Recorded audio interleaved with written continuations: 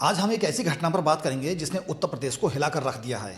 मेरठ के कपसाड़ गांव में एक दलित परिवार पर टूटे दुखों के पहाड़ ने पूरे प्रदेश को झकझोर कर रख दिया है। एक मां की बेरहमी से हत्या कर दी गई और उसकी बेटी का अपहरण कर लिया गया। यह सिर्फ एक आपराधिक घटना नहीं है, बल्कि उत्तर प्रदेश की राजनीति और कानून व्यवस्था पर भी गंभीर सवाल खड़े करती है। आइए इस पूरे मामले पर विस्तार से नजर डालते हैं।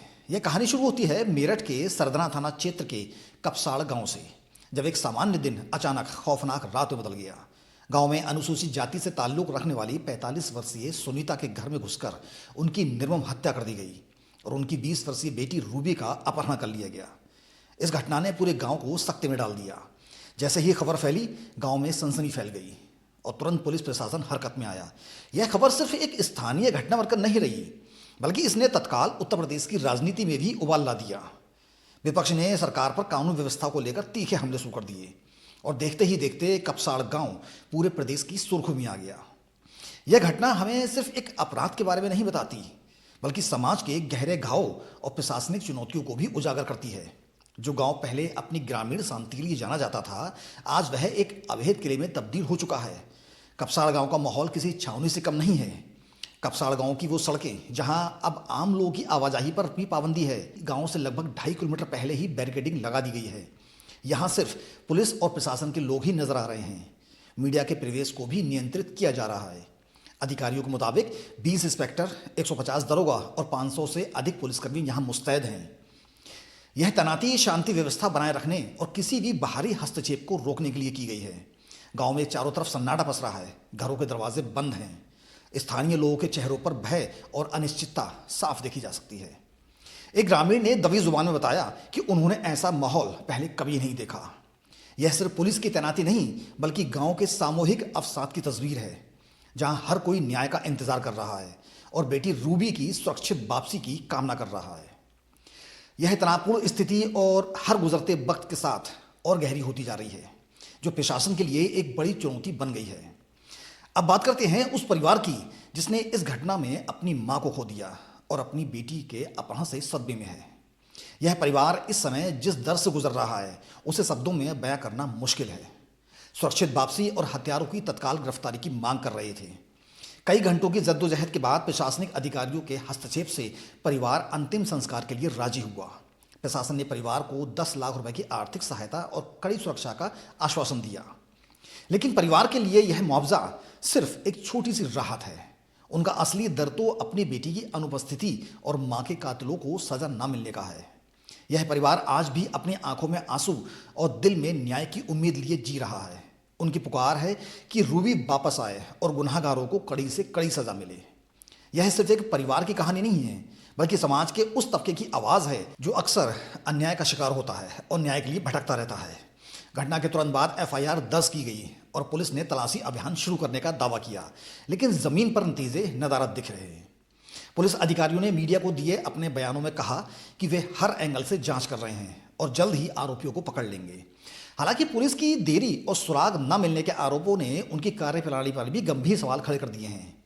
पुलिस की इस कार्यप्रणाली पर न सिर्फ पीड़ित परिवार, बल्कि कई सामाजिक और राजनीतिक हस्तियां भी सवाल उठा रही हैं।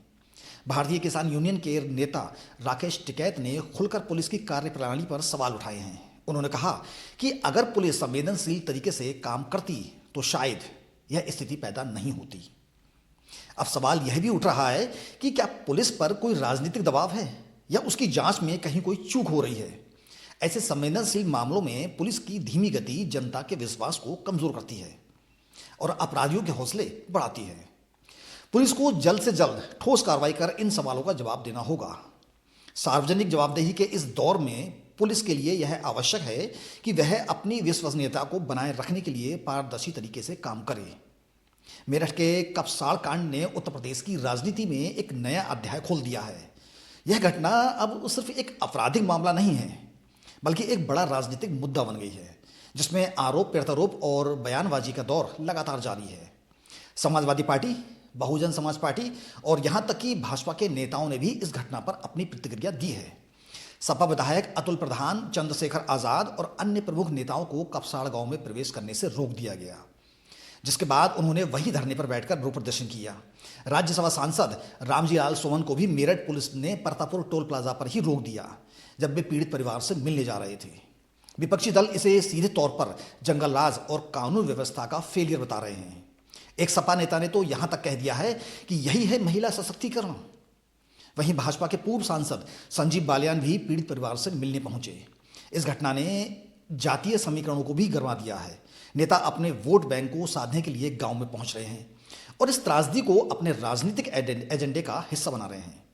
यह सब दिखाता है कि कैसे एक मानवीय त्रासदी भी हमारे राजनीतिक गलियारों में सियासी घमासान का केंद्र बन जाती है, जहां हर बयान और दौरा चुनावी निहितार्थ के साथ देखा जाता है।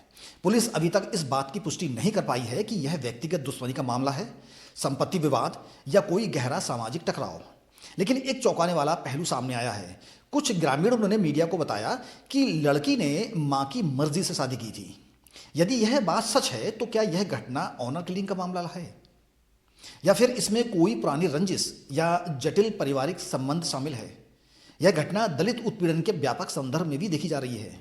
दलित समुदाय के खिलाफ ऐसे जघन्य अपराध समाज में असुरक्षा की भावना पैदा करते हैं। इस घटना के पीछे गहरे सामाजिक निहितार्थ को समझना भी जरूरी है। क्या यह सिर्फ एक आपराधिक घटना है या यह समाज में व्याप्त जातिगत भेदभाव और असमानता की भी कहानी है? पुलिस को इन सभी पहलुओं पर निष्पक्ष और गहन जांच करनी होगी ताकि सच सामने आ सके और कोई भी दोषी बच ना पाए। विभिन्न दृष्टिकोणों की निष्पक्ष जांच और मामले की सच्चाई तक पहुंचने के लिए अत्यंत महत्वपूर्ण है। किसी भी घटना का सबसे बड़ा प्रभाव उन लोगों पर पड़ता है जो उसके सबसे करीब होते हैं, यानी स्थानीय ग्रामीण और चश्मदीद। कपसाड़ गांव के लोगों की राय और उनके अनुभव इस पूरी कहानी में एक नया महत्वपूर्ण हिस्सा है। ग्रामीण कहते हैं कि हम डरे हुए हैं, पुलिस तो है लेकिन कब तक रहेगी? हमें अपनी बेटी वापस चाहिए और अपराधियों को सजा। यह बहुत बुरा हुआ, हमारे गांव में ऐसा पहले कभी नहीं हुआ था। हम सब सहमे हुए हैं। दोस्तों, गांव में व्याप्त तनाव, भय और न्याय की सामूहिक इच्छा साफ देखी जा सकती है। स्थानीय लोग चाहते हैं कि पुलिस जल्द से जल्द अपहृत बेटी रूबी को सुरक्षित ढूंढ निकाले और हत्यारों को सलाखे के पीछे पहुंचाए। वे नेताओं से अपील कर रहे हैं कि वे सिर्फ सियासत ना करें बल्कि उनकी मदद करें। ग्रामीण यह भी अपेक्षा कर रहे हैं कि भविष्य में उनके गांव में ऐसी घटनाएं ना हो और वे शांति से जी सकें। उनकी ये आवाज़ें हमें याद दिलाती हैं कि इस घटना का मानवीय पहलू कितना गहरा है और समुदाय पर कितना व्यापक प्रभाव पड़ा है। मेरठ के कपसाड़ गांव में एक बार फिर उत्तर प्रदेश ने कानून व्यवस्था की स्थिति पर राष्ट्रव्यापी बहस छेड़ दी है। यह घटना सिर्फ एक गांव तक सीमित नहीं है बल्कि यह पूरे राज्य की सुरक्षा व्यवस्था पर गंभीर सवाल खड़े करती है। ऐसी घटनाओं को रोकने के लिए सिर्फ पुलिस की उपस्थिति ही काफ़ी नहीं है बल्कि पुलिस सुधारों, त्वरित न्याय और सामाजिक जागरूकता जैसे दीर्घकालिक कदमों की भी आवश्यकता है।